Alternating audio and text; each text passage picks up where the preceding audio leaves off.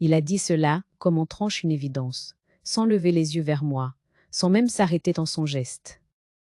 Il a dit que ce serait plus simple ainsi. Il a dit qu'il avait déjà réfléchi. Il a dit que, de toute façon, c'était dans mon intérêt. Je me souviens très précisément de ce moment. Nous étions dans la cuisine, en fin d'après-midi. La lumière tombait doucement sur la table, et je pliais le linge avec ce soin presque mécanique, qui m'a toujours apaisée. Il parlait, debout, sûr de lui, comme s'il exposait un plan déjà validé. Il ne demandait pas. Il annonçait. Il a expliqué ce qu'il avait décidé. Comment les choses allaient désormais se faire. Quel papier serait à préparer. Quelle démarche il comptait entreprendre. Il utilisait des mots calmes, raisonnables, presque bienveillants. Des mots qui donnent l'illusion de la compétence. Et pendant qu'il parlait, j'ai compris quelque chose d'essentiel. Il avait déjà décidé à ma place. J'ai proie, ma fille était là, assise près de la fenêtre. Elle ne disait rien. Elle regardait ailleurs, comme si détourner les yeux pouvait alléger ce qui se jouait. Je ne lui en ai pas voulu. Je savais à quel point il est difficile d'interrompre un homme, convaincu d'agir pour le bien de tous. Je n'ai pas réagi tout de suite. Pas par peur. Par sidération. Il y a une violence particulière dans ces moments où l'on comprend que l'on n'est plus considéré comme une personne, mais comme un dossier à gérer. Poche, il ne criait pas. Il ne m'insultait pas. Il faisait pire. Il me remplaçait. Il parlait de mon avenir comme s'il lui appartenait déjà. Il évoquait des solutions, des scénarios, celles et des simplifications nécessaires. Il disait que je n'avais plus à me soucier de tout cela, que c'était trop lourd pour moi, que le temps était venu de me laisser guider. Non, je sentais monter en moi une chaleur étrange. Pas une colère explosive, une brûlure lente, profonde. Ce n'était pas seulement ce qu'il disait qui me heurtait, mais ce qu'il supposait. Il supposait que je n'étais plus capable, que mon silence habituel équivalait à un accord, que l'âge m'avait rendu docile. Il ne savait pas que ce silence-là était une habitude de survie, pas une soumission. J'ai repensé à tout ce que j'avais traversé, aux années où décider était une nécessité, pas un privilège, au moment où il n'y avait personne pour prendre le relais. J'avais géré, protégé, choisi, parfois dans la fatigue, parfois dans la peur, mais toujours avec lucidité. Et voilà qu'un homme plus jeune, plus pressé, croyait pouvoir effacer tout cela d'un geste assuré. Il continuait à parler. Il expliquait qu'il fallait anticiper, que le monde allait vite, que les choses ne se faisaient plus comme avant. Il souriait même, comme pour m'inclure dans sa logique. Ce sourire à l'âme m'a fait plus mal que ces mots, parce qu'il traduisait une certitude. Il croyait déjà avoir gagné. Je l'ai regardé autrement, à cet instant précis. J'ai vu non pas un homme sûr de lui, mais quelqu'un qui confond autorité et précipitation. Quelqu'un qui pense que décider vite suffit à avoir raison. Quelqu'un qui n'imagine pas un instant que les conséquences de ses décisions pourraient se retourner contre lui. Je n'ai pas dit non. Je n'ai pas dit oui non plus. J'ai continué à plier le linge. Mes gestes étaient calmes. Mon visage aussi. À l'intérieur, pourtant, quelque chose s'était déplacé. Une frontière invisible venait d'être franchie. Il ne s'agissait plus d'un désaccord passager, ni d'une maladresse. Il s'agissait d'une prise de pouvoir. Ma fille a fini par lever les yeux vers moi. Elle cherchait un signe, une réaction. Je lui ai offert un sourire léger, pas pour rassurer, pour gagner du temps. Je savais déjà que protester à cet instant n'aurait servi à rien. Il fallait d'abord comprendre l'ampleur de ce qu'il préparait. Ce soir, après leur départ, je suis restée seule longtemps dans la cuisine. Le silence avait une densité nouvelle. Je revoyais chaque phrase, chaque détail. Il n'avait pas demandé mon avis une seule fois. Il avait parlé de moi sans me parler à moi. Et dans cette absence de consultation, j'ai reconnu le début d'un mécanisme dangereux. Il croyait que décider à ma place était un geste de protection. Il ignorait encore qu'en agissant ainsi, il venait de déclencher quelque chose qu'il ne maîtriserait pas. Je ne savais pas encore comment j'allais réagir. Mais je savais une chose avec une clarté absolue. Je ne laisserai personne transformer ma vie en simple formalité administrative. Après cette scène, je n'ai pas cherché le sommeil. La nuit s'est étirée comme un long couloir où les pensées avancent sans bruit. Je n'étais pas agitée, pas même véritablement en colère. J'étais attentive. Quand on a vécu longtemps, on apprend à reconnaître les moments charnières, ceux qui exigent de regarder en arrière pour comprendre ce qui est en train de se jouer. Je me suis revue plus jeune, bien avant que ce gendre n'entre dans ma vie, bien avant que les décisions ne deviennent un enjeu de pouvoir. À cette époque, rien n'était simple. Nous avions peu, mais nous savions pourquoi nous agissions. Chaque choix engageait notre quotidien, parfois notre sécurité. Décider n'était pas un luxe, c'était une responsabilité. Et cette responsabilité, je l'avais portée longtemps. Avec mon mari, nous avions appris à avancer lentement. Pas par manque d'audace, mais par souci de cohérence. Nous pesions les conséquences. Nous écoutions les silences, autant que les paroles. Quand il n'était plus là, je n'avais pas cessé de décider. J'avais continué, parce qu'il le fallait. Parce que personne d'autre ne le ferait à ma place. J'avais élevé ma fille dans cette idée simple, comprendre avant d'agir, respecter avant de changer. Je ne lui avais jamais imposé mes choix, je les avais expliqués. Je croyais que cette transmission silencieuse suffirait. Je n'avais pas prévu qu'un jour, cette manière de faire serait perçue comme une faiblesse. Les années avaient passé sans heurts visible. J'avais reculé naturellement, laissant de l'espace. Je pensais que le respect fonctionne ainsi. On s'efface un peu, et l'on est rappelé quand le besoin se fait sentir. Je n'avais pas compris que, pour certains, une place laissée libre est une place à prendre définitivement. En repensant à la scène de la cuisine, je comprenais mieux le mécanisme. Il n'était pas entré dans ma vie avec l'intention de dominer. Il était entré avec des certitudes nourries par un monde où tout va vite, où décider est valorisé, où l'on confond souvent initiative et légitimité. Dans ce monde-là, mon expérience devenait un décor, utile pour rassurer, encombrante pour agir. Je me souvenais de petites phrases, dites au fil du temps, que j'avais laissées passer. Il disait que certaines choses étaient compliquées inutilement, que l'on pouvait simplifier, que les méthodes avaient changé. À chaque fois, je m'étais dit que ce n'était qu'une question de génération. Je n'avais pas vu que ces remarques dessinaient une frontière. Cette frontière, je l'apercevais maintenant clairement. D'un côté, ceux qui parlent d'avenir comme d'un terrain à conquérir. De l'autre, ceux qui savent que l'avenir se construit sur des fondations invisibles. Je me trouvais exactement à cet endroit où deux générations s'observent sans vraiment se comprendre. Je pensais aussi à ma fille, à son silence pendant cette scène. Je ne lui en voulais pas. Mais elle était prise entre l'homme qu'elle avait choisi et la femme qu'il avait construite. Elle avait grandi dans un monde qui valorise l'efficacité plus que la réflexion. Je comprenais sa difficulté, mais je savais aussi que son silence, ajouté au mien, avait permis à cette décision de s'annoncer sans résistance. Ce retour sur le passé ne m'a pas rendu nostalgique. Il m'a rendu lucide. J'ai compris que ce que je risquais de perdre n'était pas seulement le contrôle de certaines décisions, mais la reconnaissance de mon rôle. On ne me demandait plus de transmettre, on me demandait de céder. Vers l'aube, une certitude s'est imposée doucement. Je n'avais pas à prouver que j'étais encore capable. Je n'avais pas à argumenter sur ma légitimité. Tout ce que j'avais fait, tout ce que j'avais tenu, existait déjà. Le problème n'était pas mon passé. Le problème était leur manière de vouloir avancer sans lui. Je me suis levée quand le jour a commencé à poindre. La maison était silencieuse. J'ai regardé autour de moi, chaque objet, chaque trace de vie accumulée. Rien n'était dépassé. Rien n'était inutile. Ce qui était en jeu dépassait largement une décision ponctuelle. Il avait voulu décider à ma place en pensant agir pour mon bien.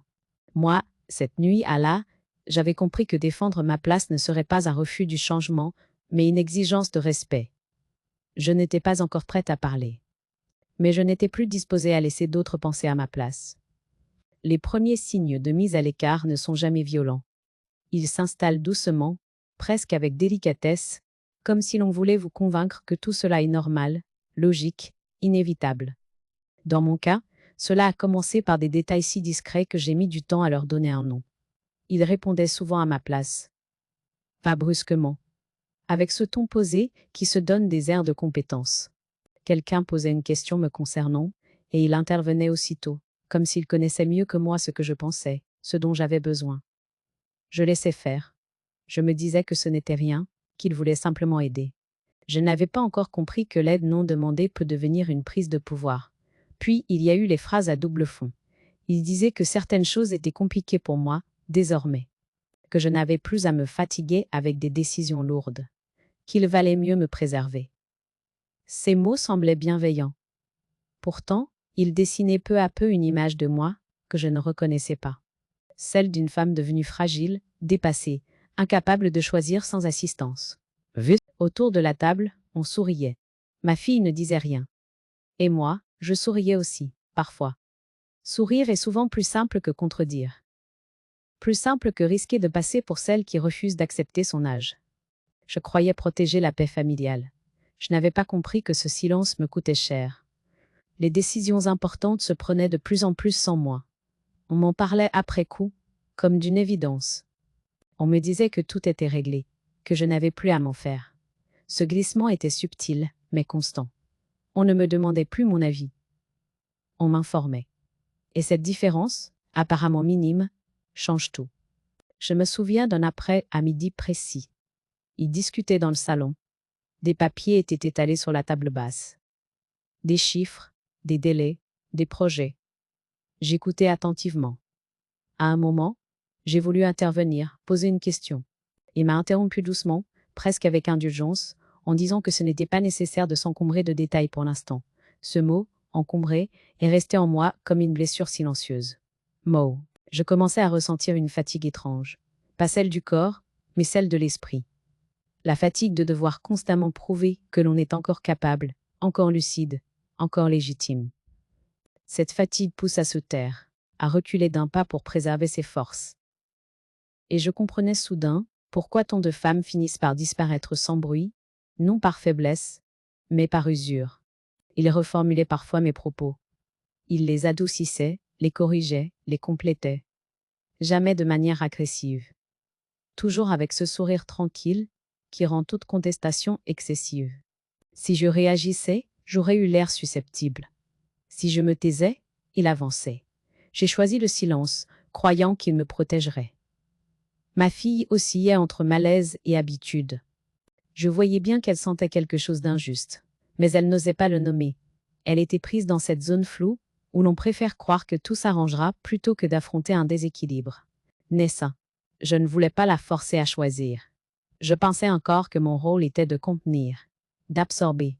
Puis, un soir, j'ai surpris une conversation entre eux. Rien de spectaculaire, des phrases murmurées, des regards entendus. J'ai compris que certaines décisions se préparaient sans moi, puis me seraient présentées comme des nécessités. Ce jour-là, une certitude s'est installée en moi. Ce n'était plus une suite de maladresses, c'était un système. Je n'étais pas encore prête à agir, mais je n'étais plus aveugle. Je voyais désormais le mécanisme à l'œuvre. Faire passer l'autorité pour de l'efficacité, la mise à l'écart pour de la protection, le silence pour de l'accord. Et dans ce mécanisme, mon âge devenait un argument commode. Ce que je vivais n'était pas une simple incompréhension générationnelle. C'était une dépossession progressive, feutrée, presque polie. Une manière de décider à ma place, sans jamais assumer la violence de ce geste. Je continuais à me taire, mais ce silence n'était plus naïf. Il était devenu une observation attentive. Et au fond de moi, quelque chose se préparait déjà, lentement, patiemment. Frouet. La goutte d'eau n'a pas été une phrase blessante ni une dispute. Elle est arrivée par un détail précis, presque banal, et c'est précisément ce qui l'a rendue irréfutable. Un matin, en cherchant un document ancien que je savais avoir rangé. Moi-même, je me suis rendu compte qu'il n'était plus à sa place. Au début, j'ai douté de moi. Avec l'âge, on apprend à se remettre en question avant d'accuser. J'ai ouvert un classeur, puis un autre. J'ai vérifié les tiroirs, les chemises cartonnées, les enveloppes épaisses où je conservais ce qui compte. Rien. Le papier avait disparu. Pas égaré, pas déplacé à la hâte. Disparu, avec méthode. J'ai continué à chercher, calmement. Et c'est là que je suis tombée sur une chemise que je n'avais jamais vue. Elle était rangée proprement, presque trop proprement. Mon nom figurait dessus, écrit d'une main ferme. À l'intérieur, il y avait des copies, des tableaux, des annotations rapides, des chiffres entourés, des dates soulignées, des flèches tracées avec assurance. Tout semblait pensé, anticipé, organisé. Tout, sauf moi. Je me suis assise, lentement. J'ai pris le temps de lire chaque page. Il n'y avait rien d'ouvertement illégal. Rien qui crie la faute. Mais tout avait été conçu sans mon avis, sans mon consentement, comme si mon rôle s'était réduit à celui d'un paramètre à gérer. On parlait de simplifier, d'anticiper, d'éviter des complications futures. Toujours pour mon bien. Toujours sans ma parole. Ce qui m'a frappé le plus, ce n'est pas ce qui était écrit, mais ce qui manquait. Aucune trace d'une discussion avec moi, aucun doute exprimé, aucun conditionnel. Les décisions étaient présentées comme des évidences. Mon passé, mes choix, mes efforts devenaient des lignes dans un raisonnement qui ne laissait aucune place à la mémoire. À cet instant, tout s'est aligné. Les interruptions polies, les décisions annoncées après coup, les sourires rassurants. Ce n'était pas une série de maladresses, c'était une méthode, une manière de déplacer le pouvoir sans jamais le nommer, une façon de faire passer l'effacement pour de l'organisation. Je n'ai pas pleuré, je n'ai pas tremblé. J'ai ressenti une clarté froide, presque clinique. La situation avait quitté le terrain des intentions pour entrer dans celui des actes. Et sur ce terrain-là, le silence n'était plus une protection. Il devenait une complicité involontaire. J'ai remis chaque feuille exactement à sa place. Je ne voulais pas qu'il sache que j'avais vu. Pas encore. La colère immédiate m'aurait desservi. Elle m'aurait enfermée dans l'image qu'on me prêtait déjà. Celle d'une femme émotive, inquiète, dépassée. Je refusais ce rôle. Je savais désormais que chaque réaction devait être mesurée. Le soir même, il a parlé comme d'habitude. Il évoquait encore l'avenir, les projets, les démarches à venir. Je l'écoutais différemment. Chaque mot avait un double fond. Quand il parlait de protection, je comprenais la dépossession. Quand il parlait de simplification, je voyais l'effacement. Ma fille était là, silencieuse. Je me demandais ce qu'elle savait réellement. Peut-être seulement ce qu'on lui avait présenté, comme raisonnable. Cette nuit-là, le sommeil m'a échappé. Non par peur, mais parce que mon esprit travaillait avec une précision nouvelle. Je pensais aux règles, au cadre, à ce qui se fait et à ce qui ne se fait pas. Je savais que rien ne pouvait m'être imposé sans mon accord explicite. Je savais aussi que l'on comptait sur mon ignorance supposée, sur mon silence prolongé. Au petit matin, une décision s'est imposée sans bruit. Je n'allais plus laisser ma vie être réorganisée sans moi. Je n'allais pas protester inutilement, ni expliquer ce qui ne demandait plus d'explication. Je n'allais pas entrer dans une lutte bruyante qui aurait donné l'avantage à ceux qui maîtrisent le discours. Il avait voulu décider à ma place, en croyant agir pour mon bien. Moi, à cet instant précis, j'ai compris que les conséquences de ce geste allaient dépasser ce qu'il avait imaginé. Les jours qui ont suivi cette découverte ont eu une densité particulière, comme si chaque heure pesait plus lourd qu'avant. Rien n'avait changé en apparence.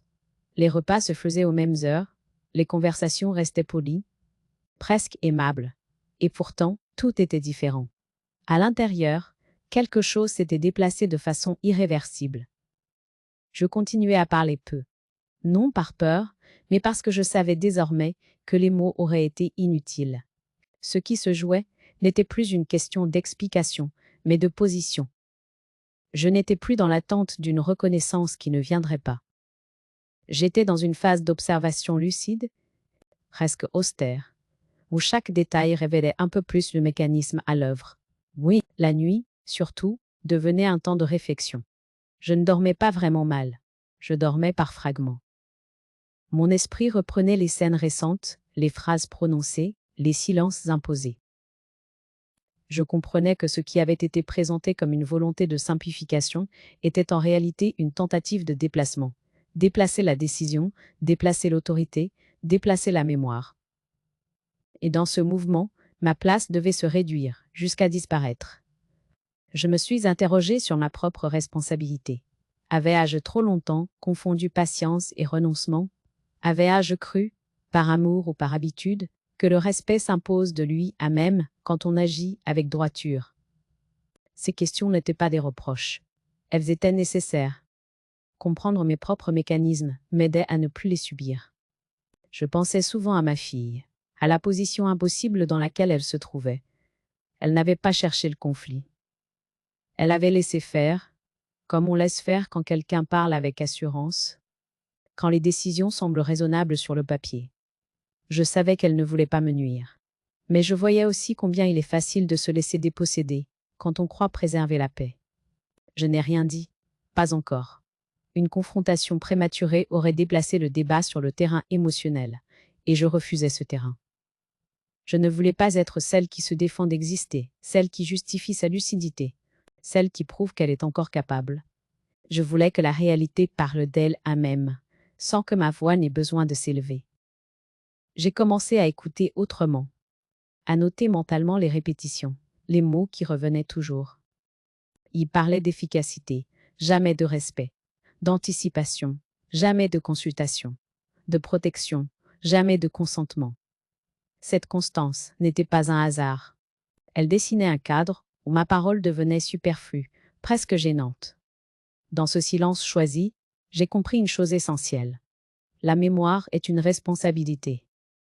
La mienne ne m'appartenait pas seulement. Propre, elle garantissait une continuité, une cohérence. La laisser être effacée, même sous couvert de bonnes intentions, aurait été une trahison plus profonde que n'importe quelle phrase blessante. Défendre le passé n'était pas une nostalgie. C'était un acte de présence. Peu à peu, une ligne intérieure s'est tracée. Claire. Ferme. Je n'allais plus accepter que des décisions se préparent dans l'ombre en s'appuyant sur mon calme supposé. Je n'allais pas protester à chaque mot, ni corriger chaque approximation. J'allais choisir mes moments, mes gestes, mes appuis.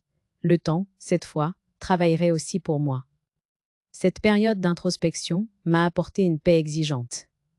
Pas une paix confortable, mais une paix lucide. Elle m'a appris que se taire peut être une force, à condition que ce silence reste un choix. Elle m'a rappelé que l'on peut attendre sans disparaître, observer sans céder, préparer sans annoncer. Je me suis surprise à respirer plus lentement, à ne plus redouter les conversations, à ne plus chercher à anticiper ce qu'il allait dire. Quelque chose s'était inversé. Je n'étais plus sur la défensive. J'étais en train de me replacer. Il continuait à parler d'avenir avec assurance, convaincu que le mouvement était déjà enclenché. Moi, désormais, je savais exactement ce que je protégeais. Le droit de décider pour moi-même, le droit de ne pas être contourné, le droit de rester entière. Je n'étais pas encore passée à l'action. Mais tout était prêt, à l'intérieur. La préparation ne s'est pas faite dans la précipitation. Elle a commencé par une clarification intérieure. Avant d'agir, je devais savoir exactement ce que je voulais protéger et jusqu'où j'étais prête à aller. Il ne s'agissait pas de contrer quelqu'un, encore moins de provoquer un conflit. Il s'agissait de remettre les choses à leur place, avec méthode et sans bruit. J'ai commencé par rassembler mes documents. Pas ceux qu'ils avaient manipulés, mais ceux que je conservais depuis longtemps, à l'écart. Par habitude, plus que par méfiance. Des actes anciens, des relevés, des courriers. Des décisions prises autrefois et qui racontaient une cohérence. J'ai pris le temps de tout relire, de vérifier, de comprendre. Cette étape a été plus apaisante que je ne l'aurais cru. Elle me rappelait que ma vie n'était pas une suite d'improvisation, mais une construction patiente. No borte, j'ai ensuite pris rendez-vous avec un notaire, discrètement, sans en parler à personne. J'ai choisi quelqu'un que je ne connaissais pas, précisément pour éviter toute confusion, toute influence indirecte. Le jour du rendez-vous, je me suis présentée sans justification inutile. J'ai exposé les faits avec sobriété. Il a écouté attentivement, posé des questions précises, sans jugement. Pour la première fois depuis longtemps, je sentais que ma parole retrouvait son poids naturel. Il m'a rappelé ce que je savais déjà, mais que l'on avait tenté de me faire oublier. Rien ne peut être décidé à ma place sans mon accord explicite. Il a expliqué les cadres, les limites, les options possibles. Et de vous, pas de grandes phrases, des règles claires. Cette clarté m'a rassurée. Elle ne promettait pas une victoire spectaculaire, mais une protection solide. À partir de là, chaque démarche a été pensée avec soin. J'ai ouvert un nouveau compte bancaire, distinct de toute gestion partagée. Pas pour dissimuler, mais pour sécuriser. Ah, J'ai organisé mes finances de manière autonome, sans dépendre d'intermédiaires trop empressés. J'ai revu certaines autorisations, réajusté des procurations devenues inappropriées. Rien de brutal, rien d'illégal, juste une reprise en main progressive. Le testament a été la dernière étape. Non par superstition, mais par logique. Il ne s'agissait pas de punir ou de favoriser. Il s'agissait d'exprimer clairement mes choix, sans ambiguïté, sans zone grise exploitable. J'ai pris le temps d'y réfléchir. J'ai pesé chaque décision. J'ai écrit non pas sous le coup de l'émotion, mais avec une lucidité calme. Ce document n'était pas une revanche. C'était une affirmation. Pendant tout ce temps, je suis restée exactement la même à la maison. Même ton, même geste, même discrétion. Je continuais à écouter leurs projets, leurs discussions, leurs certitudes. Je ne contredisais pas. Je ne provoquais pas. Ce masque de docilité n'était pas un mensonge. C'était une stratégie de préservation. Je savais que la moindre résistance visible aurait éveillé des soupçons inutiles. Il continuait à parler d'avenir, convaincu que le mouvement était irréversible. Je l'écoutais avec une attention nouvelle. Chaque phrase me confirmait qu'il n'avait pas envisagé une seconde que je puisse agir sans lui en parler. Cette certitude était son angle mort. Il confondait mon calme avec un accord tacite. Il ne comprenait pas que l'on peut se taire tout en avançant. Ma fille, elle, me regardait parfois avec une curiosité légère. Elle sentait peut-être un changement, sans pouvoir le nommer. Je ne lui ai rien dit. Pas par calcul, mais parce que ce processus devait rester simple. Plus il impliquait de personnes, plus il risquait de se déformer. Je ne voulais pas la placer dans un conflit de loyauté. Elle aurait son temps de compréhension. Plus tard. Cette phase de préparation m'a transformée. Pas extérieurement, mais intérieurement. Je n'attendais plus. Je construisais. Chaque démarche me rendait un peu plus stable, un peu plus droite. Je n'étais plus dans la réaction. J'étais dans l'anticipation consciente, celle qui respecte les règles sans se soumettre aux pressions. Je me suis souvent dit que s'ils avaient pris le temps de me consulter, rien de tout cela n'aurait été nécessaire. Mais cette pensée ne portait plus de regret. Elle me servait de rappel. Le respect n'est pas un supplément d'âme. C'est une condition. Quand tout a été en place, je n'ai ressenti ni soulagement excessif, ni triomphe. Juste une certitude tranquille. Ce qui devait être protégé l'était désormais. Les conséquences de ces décisions, il ne les avait pas imaginées. Pas parce qu'elles étaient cruelles, mais parce qu'elles étaient simplement justes. Je n'avais rien arraché. J'avais repris ce qui ne m'avait jamais cessé d'appartenir. Le moment où le piège s'est refermé n'a pas ressemblé à une scène.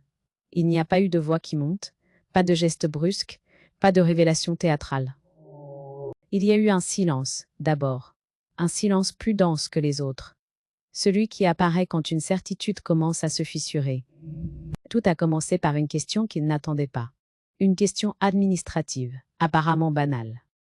Il avait besoin d'un document précis, convaincu qu'il suffirait de me le demander, comme d'habitude. Je l'ai regardé calmement et je lui ai dit que ce document n'était plus accessible de cette manière. Mon ton était neutre. Sans provocation. Sans justification excessive. Il a souri, d'abord. Un sourire mécanique. Il a répété sa demande, comme si je n'avais pas compris. Je lui ai répondu de la même façon, lentement, posément. Et là, j'ai vu son regard changer. Pas encore de la colère, de l'incompréhension. Cette incompréhension de ceux qui découvrent que le terrain a changé, sans qu'ils en aient été informés. Il a posé d'autres questions. Où étaient certains papiers? Pourquoi certaines démarches prenaient du temps? Je lui ai répondu par des faits. Rien de plus. Je n'ai pas expliqué les raisons profondes. Je n'ai pas raconté les étapes. Je me suis contentée de dire que tout avait été réorganisé dans un cadre strictement légal. Ce mot, légal, a suspendu l'air entre nous. Ma fille est entrée dans la pièce à ce moment-là. Elle a senti immédiatement que quelque chose n'allait pas. Il a essayé de garder contenance. Il parlait encore d'un malentendu, d'un oubli, d'une formalité temporaire. Mais sa voix n'avait plus la même assurance. Elle cherchait des appuis qui ne venaient plus. Quand il a compris que certaines décisions n'étaient plus à sa portée, il a changé de registre. Il a parlé de confiance, de famille, de ce que tout cela risquait de provoquer. Je l'écoutais sans bouger. Ces arguments-là arrivent toujours quand le pouvoir vacille. Ils n'ont rien à voir avec l'unité. Ils servent à rétablir une hiérarchie menacée. Je n'ai pas élevé la voix. Je n'ai pas listé les torts. Je n'ai pas rappelé les silences imposés. J'ai simplement dit que les choses avaient été remises à leur place. Que ce qui me concernait devait désormais passer par moi, pas par habitude, par principe. Il a nié un instant. Il a dit que ce n'était pas ce qui avait été prévu. Cette phrase m'a presque fait sourire. Ce qui avait été prévu par lui ne m'engageait pas. Et pour la première fois, il l'entendait clairement. La colère est venue ensuite. Brève, mal contenue. Il parlait d'ingratitude, de manque de reconnaissance. Je l'ai laissé parler. Ces mots-là ne me touchaient plus. Ils arrivaient trop tard. Ils ne faisaient que confirmer ce que j'avais compris depuis longtemps. Ils confondaient implication et contrôle. Ma fille regardait l'un puis l'autre. Elle comprenait, sans doute pour la première fois, que ce qui se jouait dépassait une simple organisation familiale. Il ne s'agissait pas de papier. Il s'agissait de respect. Et ce respect avait été bafoué bien avant cette conversation. Quand il a réalisé qu'il ne pourrait pas revenir en arrière par la discussion, il s'est tu. Ce silence-là n'était pas le mien. Il était lourd, maladroit. Un silence de perte de repère. Le piège n'était pas une ruse. Il était la conséquence logique d'un excès de confiance. Je n'ai rien savouré. Il n'y avait aucune jubilation, seulement une confirmation tranquille. J'avais bien fait d'agir sans bruit. S'il avait su plus tôt, il aurait tenté de m'en dissuader. De m'expliquer. De m'effrayer peut-être. Mais il ne savait pas. Et maintenant, il était trop tard. Je me suis levée et j'ai mis fin à la conversation, sans brutalité. J'ai dit que tout était en règle, que chacun aurait le temps de s'adapter, que la vie continuerait, autrement. Ce mot, autrement, a marqué la fin. Il croyait avoir décidé à ma place. Il découvrait, ce jour-là, que les conséquences de ce geste ne dépendaient plus de lui. Après cette confrontation, la maison n'a pas explosé. Elle s'est fissurée lentement, presque imperceptiblement, comme un mur ancien qui cède de l'intérieur. Rien n'a été dit frontalement les jours suivants. On continuait à se croiser, à parler du quotidien, à partager des silences trop longs. Mais quelque chose avait basculé. L'équilibre artificiel qui tenait tout en place n'existait plus. Il tentait de reprendre le contrôle par petites touches. Pas en revenant sur les faits, mais en les contournant. Il parlait de délais, de contraintes extérieures, de conseils reçus ailleurs. Il expliquait que les choses étaient plus complexes qu'il ne l'avait imaginé. Ce discours nouveau n'était pas une remise en question. C'était une stratégie d'ajustement. Il cherchait à se repositionner, sans reconnaître la limite qui venait de lui être imposée. Ma fille, elle, changeait. Lentement. Elle posait des questions. Pas toujours directement, mais avec une attention nouvelle. Elle voulait comprendre ce qui avait été décidé, par qui, et surtout, pourquoi. Elle se rendait compte que beaucoup de choses lui avaient été présentées comme évidentes, alors qu'elles ne l'étaient pas. Cette prise de conscience ne se faisait pas dans la colère, mais dans un trouble silencieux. Les tensions se déplaçaient. Elles ne passaient plus par moi uniquement. Des désaccords jusqu'à là étouffés refaisaient surface entre eux. Des reproches anciens, des frustrations mal digérées, des divergences sur la manière de faire. Quand le pouvoir n'est plus centralisé, il révèle toujours les failles qu'il dissimulait. Et ces failles ne me concernaient plus. Je restais volontairement en retrait. Je ne commentais pas. Je n'intervenais pas dans leurs échanges. Je n'avais rien à gagner à alimenter cette désagrégation. Mon rôle n'était plus de maintenir l'unité à n'importe quel prix. Cette unité s'était construite sur un effacement progressif de ma place. Elle ne pouvait pas survivre à la restitution de cette place. Il devenait nerveux.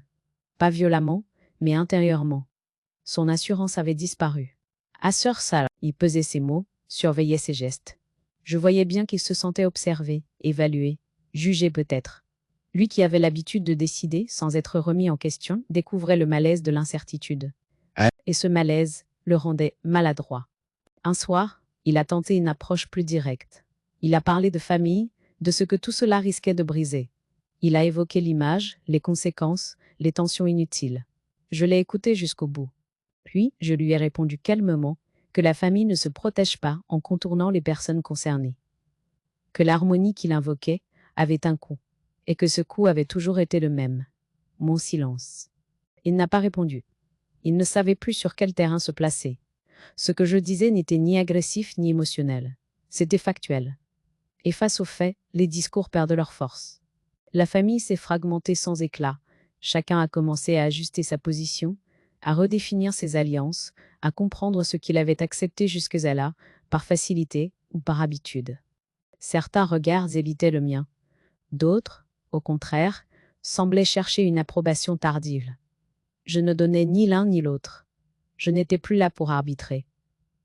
Je me sentais déjà ailleurs, intérieurement. Pas détaché, mais dégagé. J'avais fait ce que j'avais à faire. Ce qui suivait ne m'appartenait plus. La rupture était en cours, non pas comme un acte brutal, mais comme une conséquence logique. Une rupture silencieuse, sans accusation formelle, sans grand départ annoncé. Ma fille est venue me voir un matin. Elle ne s'est pas excusée. Elle n'a pas cherché à se justifier. Elle m'a simplement dit qu'elle n'avait pas tout vu, pas tout compris. Que certaines choses lui apparaissaient autrement. Maintenant, je l'ai écoutée. Je savais que ce moment était important. Non pour réparer le passé, mais pour reconnaître ce qui avait été nié. Je lui ai dit que comprendre prend du temps. Ai-je que personne n'est à l'abri de se tromper quand les décisions semblent raisonnables sur le papier. Je n'ai pas cherché à l'arracher à sa position. Chacun doit franchir ses propres seuils. Le mien était déjà derrière moi. Mais, à partir de là, la distance s'est installée naturellement. Moins de projets communs. Moins de décisions partagées. Les discussions perdaient leur élan. Ce qui devait être construit ensemble devenait flou, instable. La lutte de pouvoir, désormais visible, n'avait plus de terrain pour s'exercer. Je regardais cette désagrégation sans triomphe. Il n'y avait rien à célébrer. Seulement une évidence. Ce qui s'effondre ainsi ne pouvait pas être sauvé par de bonnes intentions tardives. La rupture était déjà là, discrète mais irréversible. Et au fond de moi, une autre certitude prenait forme. Il était temps de penser à la suite. Non pour fuir ce chaos, mais pour rester fidèle à ce que j'avais retrouvé. Ma place, entière, non négociable. La décision de partir ne s'est pas imposée comme une fuite, mais comme une continuité logique. Ce n'était pas une réaction à chaud, ni une manière d'éviter les conséquences. C'était l'aboutissement d'un mouvement intérieur commencé bien avant la confrontation. Quand on a remis de l'ordre en soi, certains lieux cessent simplement d'être habitables. Je n'ai rien annoncé. Je n'ai pas convoqué de discussion solennelle. J'ai commencé par des gestes simples, presque invisibles. J'ai regardé les annonces, sans urgence.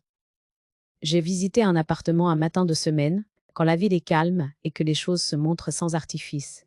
Il y avait de la lumière, des murs clairs, un silence accueillant. Rien d'extraordinaire. Et pourtant, j'ai su. Le déménagement s'est fait par étapes. Quelques cartons à la fois.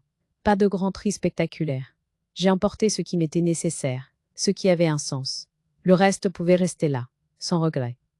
Je découvrais une légèreté nouvelle. Celle de ne plus devoir tout porter pour maintenir un équilibre fragile. Les premiers jours dans ce nouveau lieu ont été étranges. Le silence n'était plus une attente, mais un espace. Je me réveillais sans anticiper une conversation délicate, sans préparer des phrases que je n'aurais peut-être pas dites. Je prenais le temps de marcher, de lire, de regarder la lumière changer au fil de la journée. Ce rythme simple m'a rappelé quelque chose d'essentiel. La paix ne fait pas de bruit. Je me suis mise à sortir tôt le matin. La ville avait une autre respiration à cette heure-là. Les gens se saluaient, sans curiosité excessive. On se reconnaissait sans se juger. Ces échanges courts, sans enjeu, avaient une valeur immense. Personne ne me parlait comme à une personne à gérer. J'étais simplement là, présente, légitime. Parfois, le passé revenait.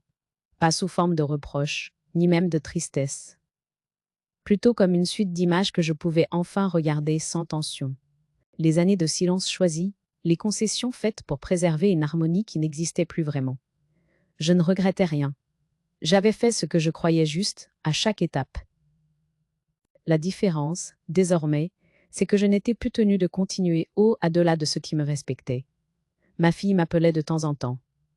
Les conversations étaient différentes. Plus lentes, moins chargées. Elle ne parlait plus de projets à organiser, de décisions à prendre. Elle me demandait comment j'allais, ce que je faisais. Je sentais dans sa voix une réflexion en cours, quelque chose qui se réajustait. Je ne cherchais pas à l'accélérer. Chacun a son propre tempo pour comprendre. De lui, je n'entendais presque plus parler. Ce silence-là ne me pesait pas. Il avait cessé d'avoir une prise sur ma vie. Je comprenais enfin que sortir d'une lutte de pouvoir ne signifie pas gagner contre l'autre, mais sortir de son champ d'influence.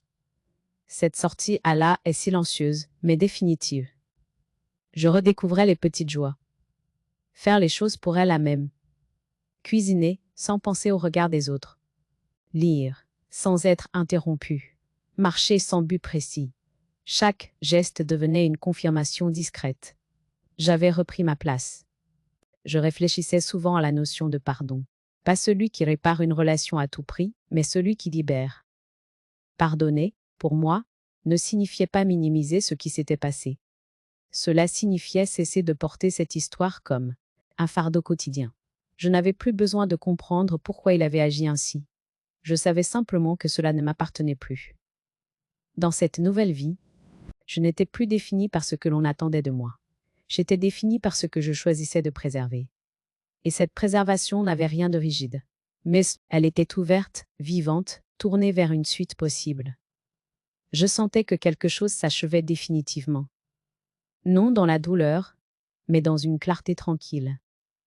La rupture avait eu lieu sans cri, sans mise en scène. Une rupture silencieuse, assumée, qui me laissait intacte. Et pour la première fois depuis longtemps, je savais que je n'avais plus à prouver quoi que ce soit, à qui que ce soit. Le dernier matin, je me suis réveillée sans cette tension sourde qui, pendant des années, avait accompagné mes gestes. Il n'y avait plus de scène à anticiper, plus de mots à peser. La lumière entrait doucement, sans demander la permission. J'ai compris alors que quelque chose s'était définitivement refermé, non par fatigue, mais par lucidité. Je me suis assise, un carnet devant moi, sans intention précise. J'ai laissé venir les souvenirs, non pour les revivre, mais pour les regarder avec la distance que donne enfin la paix. La lutte de pouvoir n'avait jamais été un combat frontal. Elle s'était installée dans les interstices, là où le silence est interprété comme un accord, là où la prudence est prise, pour une faiblesse. J'avais longtemps cru que tenir signifiait préserver. J'avais appris, trop tard peut-être, que préserver sans être consulté revient à s'effacer. Je n'éprouvais ni colère ni triomphe, seulement une reconnaissance tranquille, pour celle que j'avais été et pour celle que je devenais. J'avais accepté trop longtemps que l'on parle à ma place, au nom de l'efficacité, de l'avenir, de l'ordre à mettre. J'avais confondu patience et abdication. Ce n'était pas une faute morale, c'était une erreur de lecture. On m'avait appris à croire que l'amour se prouve par l'effort silencieux. J'avais découvert que le respect commence par la consultation. Je pensais à ma fille, à son chemin, différent du mien. Je savais que certaines compréhensions ne se transmettent pas par des discours, mais par des actes. Ce que j'avais fait n'était pas un reproche. C'était une frontière posée avec douceur. Elle aurait le temps d'y réfléchir, de s'y appuyer, peut-être. Je n'avais plus à conduire qui que ce soit. J'avais à me tenir droite. Quant à lui, il appartenait désormais à un chapitre clos. Non par vengeance, mais par cohérence. Il avait cru décider pour le bien commun sans mesurer le prix de ce geste. Le prix n'avait pas été un scandale, ni une humiliation publique. Le prix avait été la perte d'une évidence, celle de pouvoir agir, sans rendre de compte, à la personne concernée. Les conséquences n'avaient rien d'extraordinaire. Elles étaient simplement justes. Je me suis levée et j'ai rangé le carnet. Ce qui comptait ne devait pas être consigné. Cela se vivait. Je suis sortie marcher. Le monde continuait, indifférent au drame discret. Des gens passaient, pressés ou tranquilles, chacun avec ses urgences. Cette indifférence m'apaisait. Elle me rappelait que ma valeur ne dépendait ni de l'approbation, ni de la reconnaissance des autres. Si je devais adresser un message à celles et ceux qui se taisent encore pour éviter de déranger, je dirais ceci: le silence n'est pas une vertu en soi. Il devient vertueux quand il est choisi, réversible, conscient. Quand il est imposé, quand il est exploité, il ronge. On peut attendre sans se nier. On peut observer sans disparaître. Mais il faut savoir reconnaître le moment où se taire revient à consentir à l'effacement. La rupture silencieuse n'est pas une défaite. Elle est parfois la seule issue digne. Elle ne cherche pas à convaincre, elle se contente de poser une limite. Elle ne fait pas de bruit, mais elle change tout. Partir sans cri, réorganiser sans humilier, reprendre sans accuser, cela demande une force que l'on sous-estime souvent chez celles qui ont appris à tenir. Je n'ai rien gagné contre quelqu'un. J'ai cessé de perdre contre moi-même. Cette victoire-là ne s'annonce pas. Elle se constate dans la respiration qui se calme, dans les gestes qui retrouvent leur justesse, dans l'avenir qui cesse d'être une menace pour redevenir une possibilité. Aujourd'hui, je sais que le silence peut aussi être une forme de justice.